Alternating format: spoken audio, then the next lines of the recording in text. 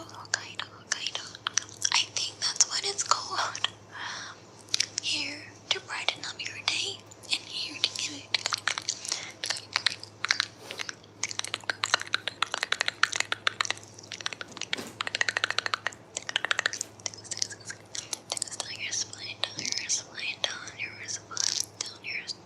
So in today's soft-spoken video, I will be doing something a little bit different. It's not a short essay or article, but rather an infographic I created. It's information that I've collated from various sources. And the title is What makes a good communist? What makes a good communist? Main point 1. Communists place the people's class interest above all else. Communists are ordinary people. Their life is bound up with the interest of the people, and they are deeply concerned with everything that agitates the people's minds. Lenin wrote, "Keep in touch with the masses, live close to them, know their moods, know everything, understand the masses, be able to approach them when they're absolute trust. If you don't side with the colonized, what revolution are you waging?" Ho Chi Minh further expresses communist values in Hill Tao, otherwise known as Proletarian Party.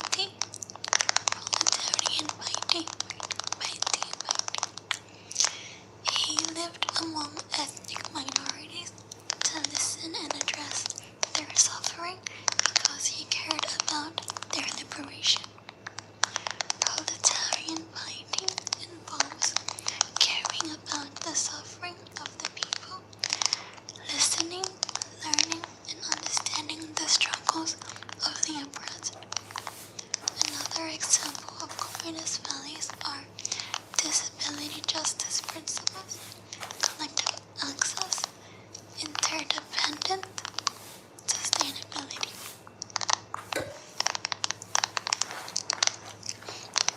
3. Communist morality. Quote, "Whatever is beneficial to the people, we must do our best. Whatever harms the people, we must do our utmost to avoid," says Ho Chi Minh. Ho Chi Minh.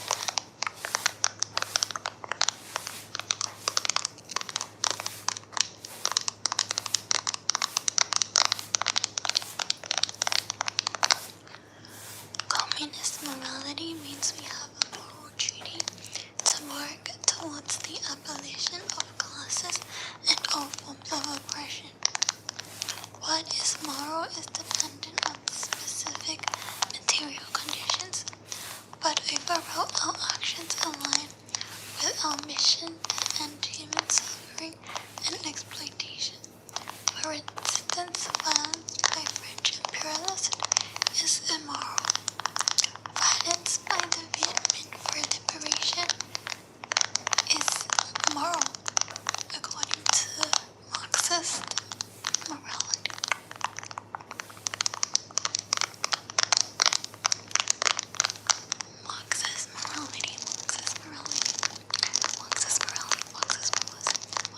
Say no to liberal individualism. Communist morality involves camaraderie criticism and self-criticism. We must not fear making mistakes, but fear not correcting them. A common mistake is individualism. Ho Chi Minh says individualist people do things just for their desire for home, for fame. Individualist people do things just for their desire for fame, fortune and for personal status, they never think about the interest of the class and the people. By upholding revolutionary morality, we gain the support and trust of the masses, a necessary condition for revolution. A concrete analysis of a concrete situation is the essence of Marxism. Ho Chi Minh says, clear judgment is a key trait of a revolutionary. It involves leading with the objective laws to lay out the strategic alliance and task of each stage of development of the revolution. This involves learning and applying the three components of Marxism-Leninism: philosophy, political economy, and scientific socialism.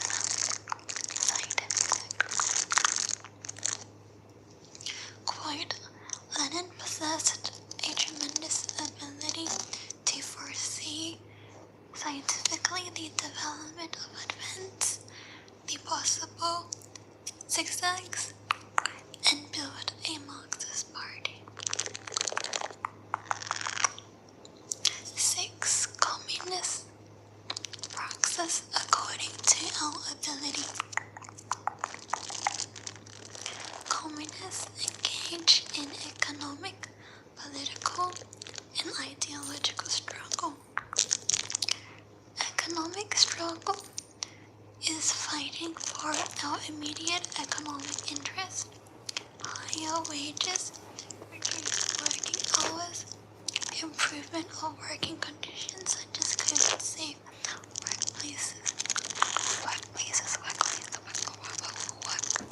Political struggle means the involvement in proletarian organizations that serve our class interests. For example, community organizing groups, trade unions, the Vanguard Party. Ideological struggle means freeing our minds from bourgeoisie ideology and prejudices such as ableist ideas of intelligence, such as homeless people are lazy, and introducing socialist ideology.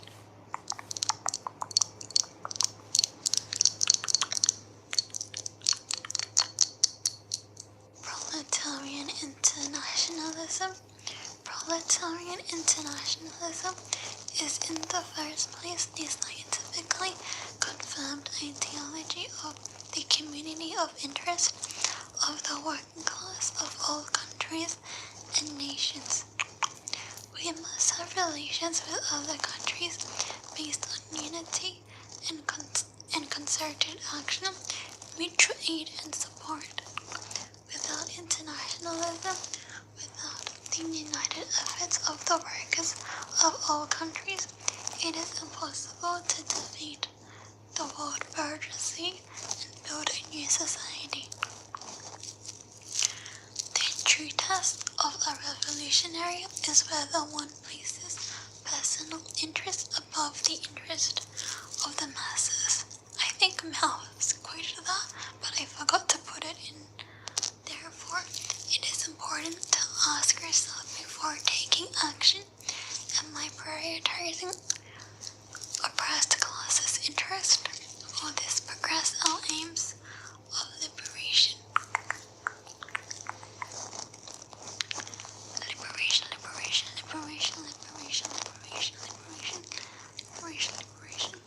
and peace.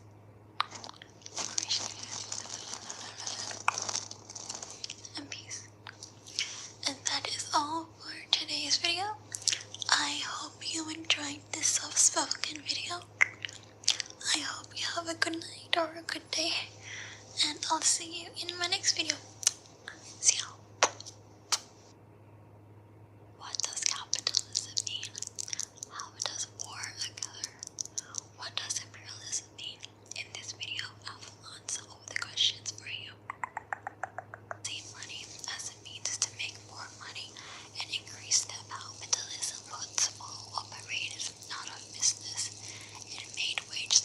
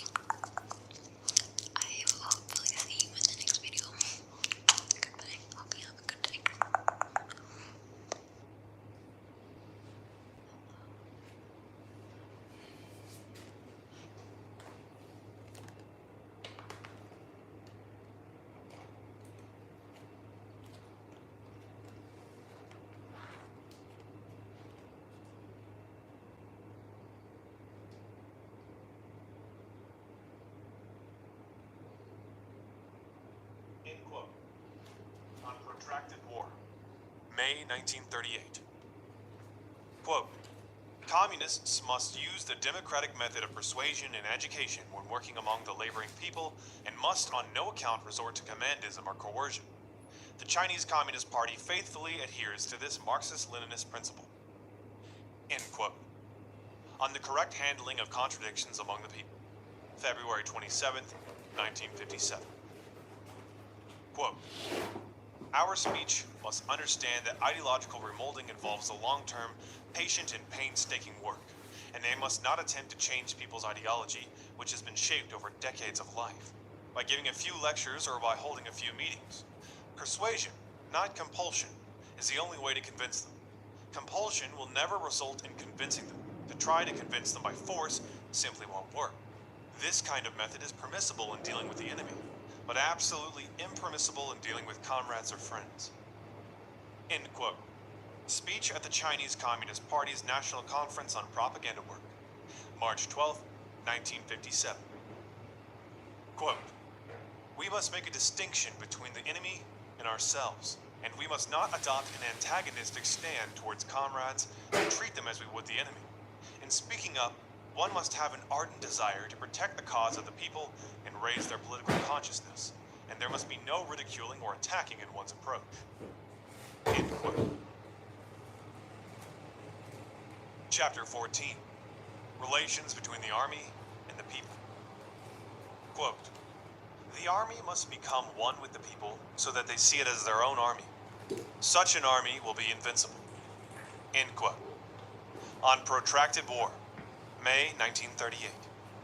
Quote, every comrade must be helped to understand that as long as we rely on the people, believe firmly in the inexhaustible creative power of the masses and hence trust and identify ourselves with them, we can surmount any difficulty, and no enemy can crush us while we can crush any enemy. End quote. On coalition government, April 24th, 1945. Quote, wherever our comrades go, they must build good relations with the masses, be concerned for them and help them overcome their difficulties. We must unite with the masses. The more the masses we unite with, the better. End quote. On the Chungking negotiations, October 17, 1945. Quote, the army in the liberated areas must support the government and cherish the people, while the democratic governments must lead the people in the work of supporting the army and giving preferential treatment to the families of soldiers fighting Japan. In this way, relations between the army and the people will become still better. End quote. On coalition government, April 24th, 1945. Quote, in the army, the task of supporting the government and cherishing the people should be handled through the ideological education of every commander and fighter, so that they all thoroughly understand its importance. As long as the army on its part does this job well, the local government and the people will also improve their relations with the army. End quote. Policy for work in the liberated areas for 1946. December 15, 1945. Quote, in the course of these campaigns, the army on its side and the party and the government on theirs should thoroughly examine the shortcomings and mistakes of 1943, and should resolutely correct them in 1944. From now on, such campaigns should be launched everywhere in the first month of every lunar year, and in the course of them the pledges to support the government and cherish the people, and support the army and give preferential treatment to the families of soldiers fighting Japan, should be read out time and again.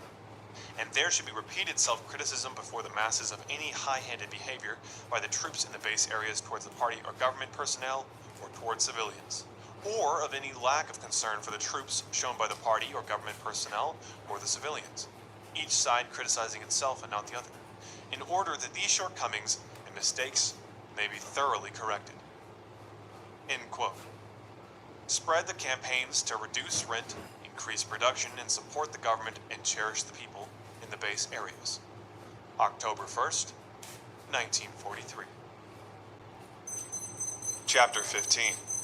Democracy in the three main fields. Quote, a proper measure of democracy should be put into effect in the army, chiefly by abolishing the feudal practice of bullying and beating, and by having officers and men share weal and woe. Once this is done, unity will be achieved between officers and men. The combat effectiveness of the army will be greatly increased, and there will be no doubt of our ability to sustain the long, cruel war. End quote. On Protracted War, May 1938. Quote, apart from the role played by the party, the reason why the Red Army has been able to carry on in spite of such poor material conditions and such frequent engagements is its practice of democracy. The officers do not beat the men. Officers and men receive equal treatment. Soldiers are free to hold meetings and to speak out. Trivial formalities have been done away with, and the accounts are open for all to inspect. In China, the army needs democracy as much as the people do. Democracy in our army is an important weapon for undermining the feudal mercenary army. End quote. The Struggle in the Qingkang Mountains, November 25th, 1928. Quote, the policy for political work in our army units is fully to arouse the rank and file, the commanders and all working personnel in order to achieve three major objectives through a democratic movement under centralized leadership, namely a high degree of political unity, better living conditions, and better military technique and tactics. The three checkups and three improvements now being enthusiastically carried out in our army units are intended to attain the first two of these objectives through the methods of political and economic democracy. With regard to economic democracy, the representatives elected by the soldiers must be ensured the right to assist, but not to bypass, the company leadership in managing the company's supplies and mess. With regards to military democracy, in periods of training there must be mutual instruction as between officers and soldiers and among the soldiers themselves. And in the periods of fighting, the companies at the front must hold big and small meetings of various kinds. Under the direction of the company leadership, the rank and file should be roused to discuss how to attack and capture enemy positions and how to fulfill other combat tasks. When the fighting lasts several days, several such meetings should be held. This kind of military democracy was practiced with great success in the Battle of Panglong in northern Shenxi and in the Battle of Xichechuang in the Shanxi Chahar Hopai area. It has been proved that the practice can only do good and can do no harm whatsoever. End quote. The Democratic Movement in the Army, January 30th, 1948. Quote, in the present great struggle, the Chinese Communist Party demands that all its leading bodies and all its members and cadres should give the fullest expression to their initiative, which alone can ensure victory. This initiative must be demonstrated concretely in the ability of the leading bodies, the cadres, and the party rank and file to work creatively, in their readiness to assume responsibility, in the exuberant vigor they show in their work, in their courage and ability to raise questions, voice opinions, and criticize defects, and in the comradely supervision that is maintained over the leading bodies and the leading cadres. Otherwise, initiative will be an empty thing, but the exercise of such initiative depends on the spread of democracy in party life. It cannot be brought into play if there is not enough democracy in party life. Only in an atmosphere of democracy can large numbers of able people be brought forward. End quote. The role of the Chinese Communist Party in the National War, October 1938. Quote, anyone should be allowed to speak out, whoever he may be, so long as he is not a hostile element and does not make malicious attacks, and it does not matter if he says something wrong. Leaders at all levels have the duty to listen to others. Two principles must be observed. 1. Say all you know and say it without reserve. 2. Don't blame the speaker, but take his words as a warning. Unless the principle of don't blame the speaker is observed genuinely and not falsely, the result will not be, say all you know and say it without reserve. End quote. The tasks for 1945. December 15th, 1944. Quote, education in democracy must be carried on within the party so that members can understand the meaning of democratic life, the meaning of the relationship between democracy and centralism, and the way in which democratic centralism should be put into practice. Only in this way can we really extend democracy within the party and at the same time avoid ultra-democracy and the laissez-faire which destroys discipline. End quote. The role of the Chinese Communist Party in the National War, October 1938. Quote, Both in the army and in the local organizations, inter-party democracy is meant to strengthen discipline and increase combat effectiveness, not to weaken them. In the sphere of theory, destroy the roots of ultra-democracy. First, it should be pointed out that the danger of ultra-democracy lies in the fact that it damages or even completely wrecks the party organization and weakens or even completely undermines the party's fighting capacity, rendering the party incapable of fulfilling its fighting tasks and thereby causing the defeat of the revolution. Next, it should be pointed out that the source of ultra-democracy consists in the petty bourgeoisie's individualistic aversion to discipline. When this characteristic is brought into the party, it develops into ultra-democratic ideas politically and organizationally. These ideas are utterly incompatible with the fighting tasks of the proletariat. End quote. On correcting mistaken ideas in the party, December 1929. Chapter 16. Education and the Training of Troops. Quote, our educational policy must enable everyone who receives an education to develop morally, intellectually, and physically, and become a worker with both socialist consciousness and culture. End quote. On the correct handling of contradictions among the people. February 27th, 1957.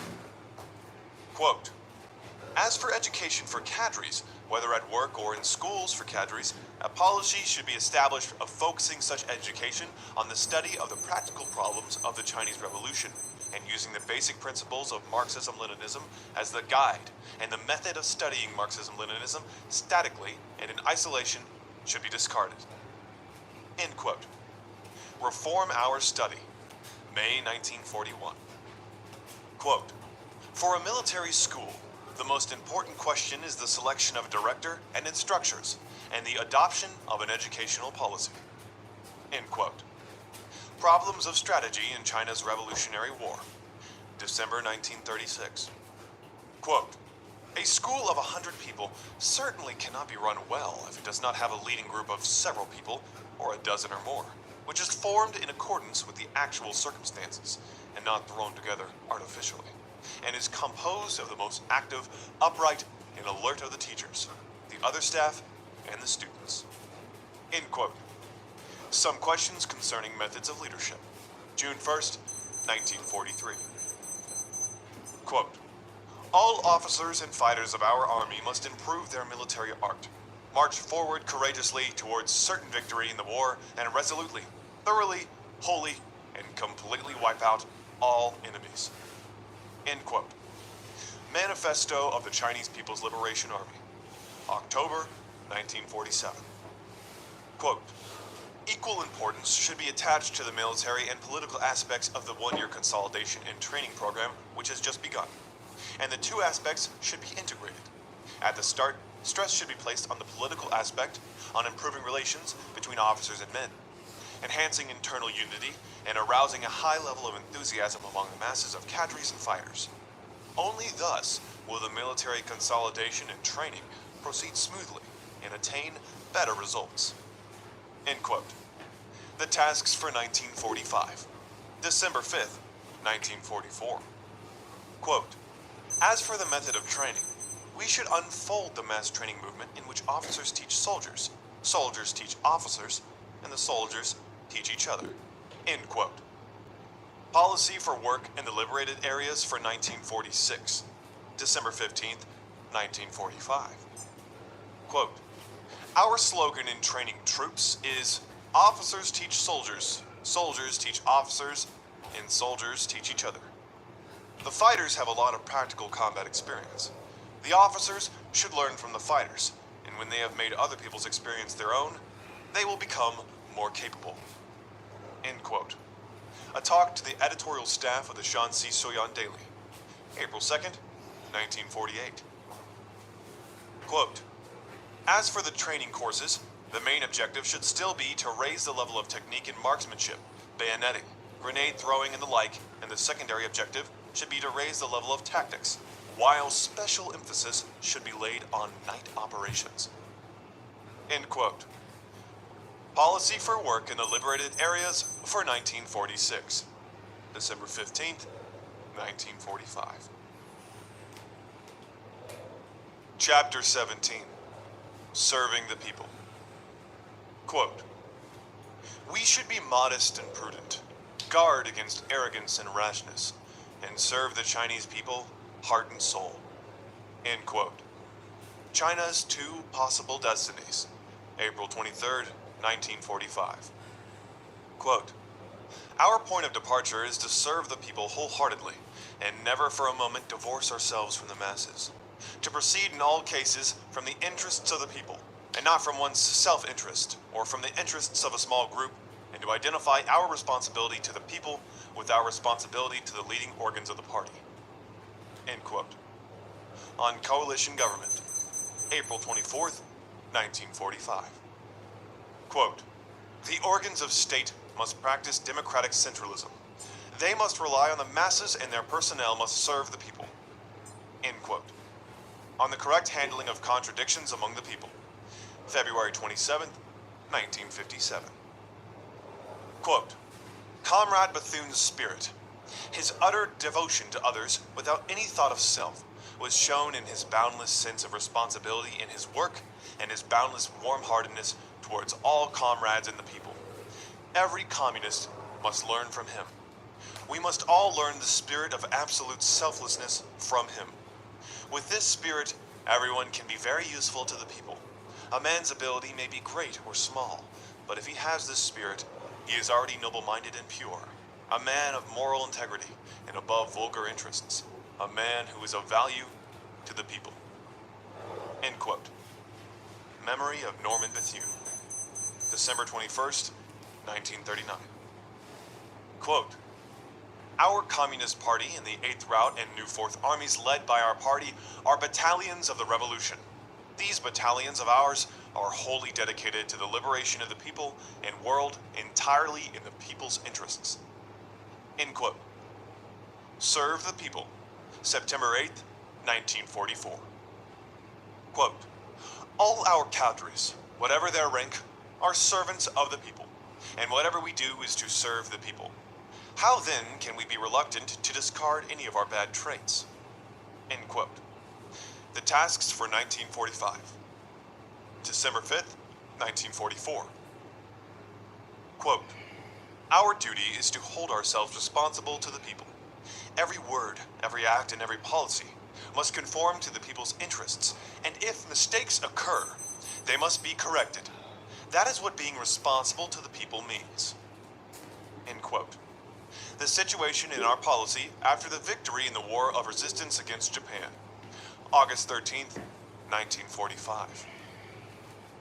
Quote, "Wherever there is struggle, there is sacrifice, and death is a common occurrence. But we have the interests of the people and the sufferings of the great majority at heart, and when we die for the people, it is a worthy death.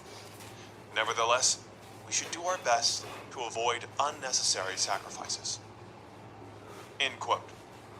Serve the people, September 8th, 1944. Quote, "All men must die, but death can vary in its significance. The ancient Chinese writer Sima Qian said, 'Though death befalls all men alike, it may be heavier than Mount Tai or lighter than a feather.' To die for the people is heavier than Mount Tai, but to work for the fascists and die for the exploiters and oppressors is lighter than a feather." End quote. Chapter 18. Patriotism and Internationalism.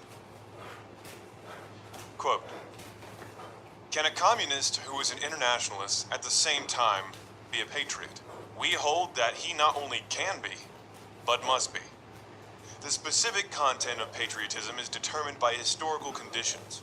There is the patriotism of the Japanese aggressors and of Hitler, and there is our patriotism. Communists must resolutely oppose the patriotism of the Japanese aggressors and of Hitler. The communists of Japan and Germany are defeatists with regard to the wars being waged by their countries. To bring about the defeat of the Japanese aggressors and of Hitler by every possible means is in the interest of the Japanese and the German people, and the more complete the defeat, the better. For the wars launched by the Japanese aggressors and Hitler are harming the people at home as well as the people of the world. China's case, however, is different. because she is the victim of aggression. Chinese communists must therefore combine patriotism with internationalism. We are at once internationalists and patriots, and our slogan is, fight to defend the motherland against the aggressors. For us, defeatism is a crime, and to strive for victory in the war of resistance is an inescapable duty.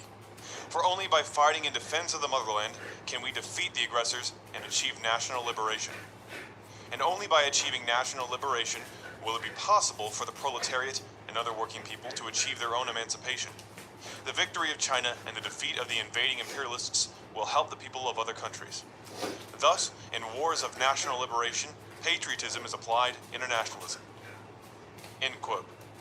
The role of the Chinese Communist Party in the National War, October 1938.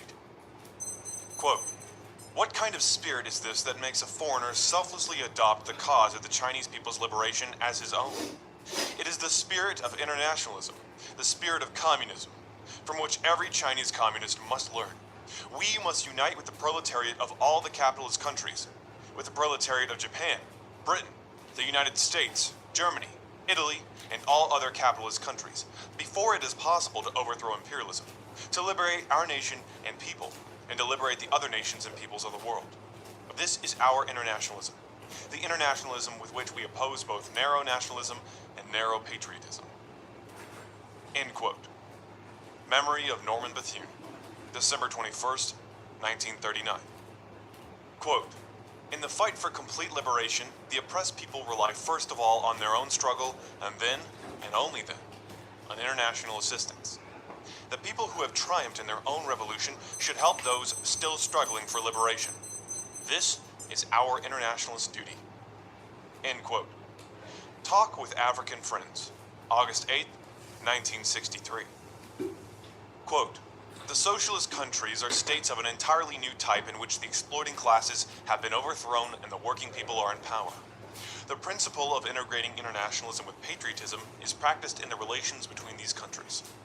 We are closely bound by common interests and common ideals. End quote. Speech at the meeting of the Supreme Soviet of the USSR in celebration of the 40th anniversary of the Great October Socialist Revolution, November 6th, 1957. Quote, the people of the countries in the socialist camp should unite. The people of the countries in Asia, Africa, and Latin America should unite. The people of all the continents should unite. All peace-loving countries should unite, and all countries subjected to U.S. aggressions, control, intervention, or bullying should unite, and so form the broadest united front to oppose the U.S. imperialist policies of aggression and war, and to defend world peace. End quote. Statement supporting the Panamanian people just patriotic struggle against U.S. imperialism. August 8, 1963.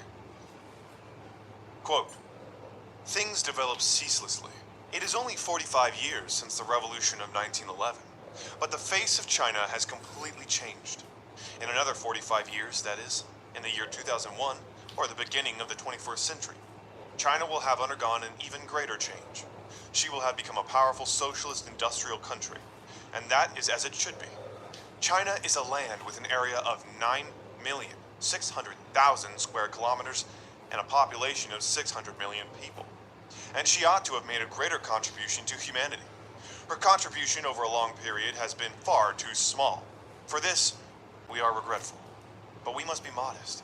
Not only now, but 45 years hence as well. We should always be modest. In our international relations, we Chinese people should get rid of great power chauvinism resolutely, thoroughly, wholly, and completely. End quote. In commemoration of Dr. Sun Yat-sen, November 1956. Quote, we must never adopt an arrogant attitude of great power chauvinism and become conceited because of the victory of our revolution and certain achievements in our construction. Every nation, big or small, has its strong and weak points. End quote. Opening address at the 8th National Congress of the Communist Party of China, September 15, 1956. Chapter 19. Revolutionary Heroism. Quote, this army has an indomitable spirit and is determined to vanquish all enemies and never to yield. No matter what the difficulties and hardships, so long as a single man remains, he will fight on. End quote. On Coalition Government, April 24th, 1945. Quote, give full play to our style of fighting, courage in battle, no fear of sacrifice, no fear of fatigue, and continuous fighting. That is, fighting successive battles in a short time without rest. End quote. The present situation and our tasks, December 25th, 1947. Quote, thousands upon thousands of martyrs have heroically laid down their lives for the people. Let us hold their banner high and march ahead along the path crimson with their blood. End quote. On Coalition Government, April 24th, 1945. Quote, be resolute, fear no sacrifice, and surmount every difficulty to win victory. End quote. The Foolish Old Man Who Removed the Mountains, June 11th, 1945. Quote, at a critical moment in the progress of the Northern Expedition, the treacherous and reactionary policies of party purge and massacre adopted by the Kuomintang authorities wrecked this national united front.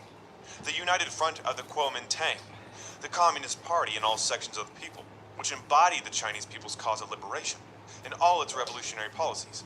Thereupon, unity was replaced by civil war, democracy by dictatorship, and a China full of brightness by a China covered in darkness.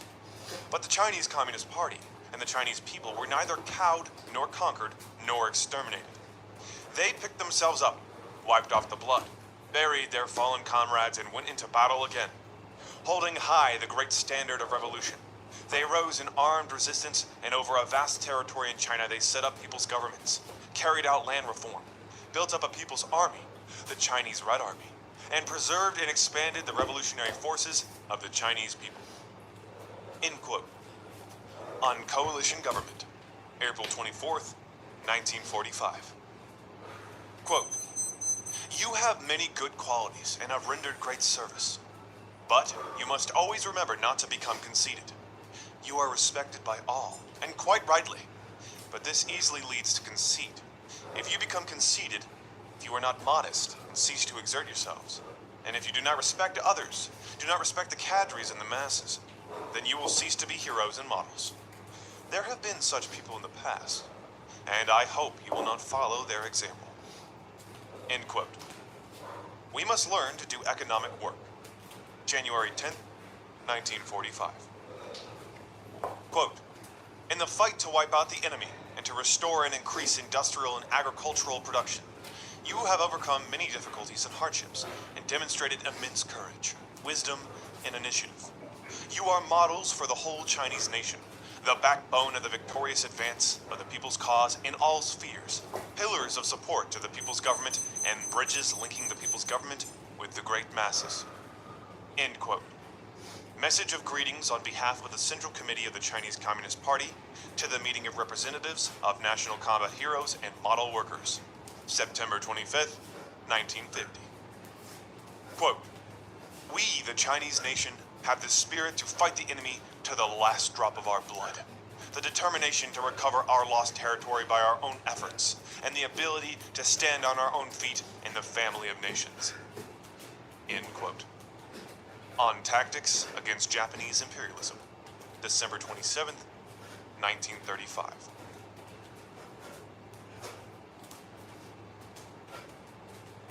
Chapter 20.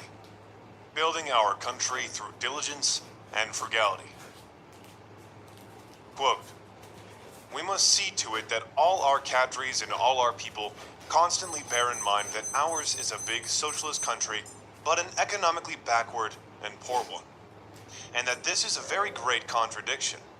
To make China rich and strong needs several decades of intense effort, which will include, among other things, the effort to practice strict economy and combat waste, i.e., the policy of building up our country through diligence and frugality. End quote. On the correct handling of contradictions among the people, February 27th, 1957.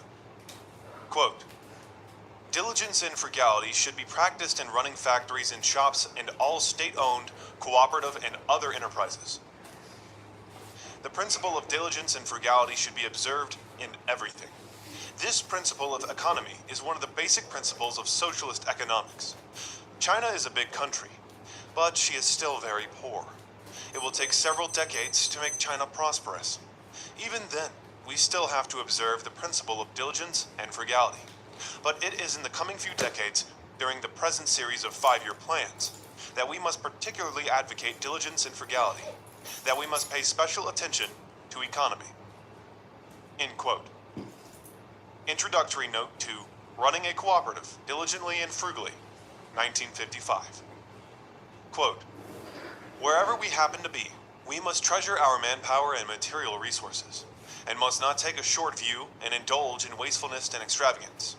Wherever we are, from the very first year of our work, we must bear in mind that many years to come, the protracted war that must be maintained, the counteroffensive, and the work of reconstruction after the enemy's expulsion. On the one hand, never be wasteful or extravagant. On the other, actively expand production. Previously, in some places, people suffered a great deal because they did not take the long view and neglected economy in manpower and material resources and the expansion of production. The lesson is there, and attention must be called to it. End quote. We must learn to do economic work. January 10th, 1945. Quote, in order to speed up this restoration and development of agricultural production and industrial means in small towns, we must do our utmost in the course of our struggle for the abolition of the feudal system, to preserve all means of production and of livelihood, take resolute measures against anyone's destroying or wasting them, oppose extravagant eating and drinking, and pay attention to thrift and economy. End quote. Speech at a conference of cadres in the Shanxi Soyan Liberated Area, April 1st, 1948. Quote, thrift should be the guiding principle in our government expenditure.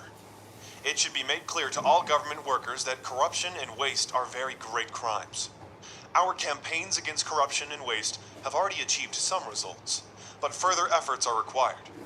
Our system of accounting must be guided by the principle of saving every copper for the war effort, for the revolutionary cause, and for our economic construction.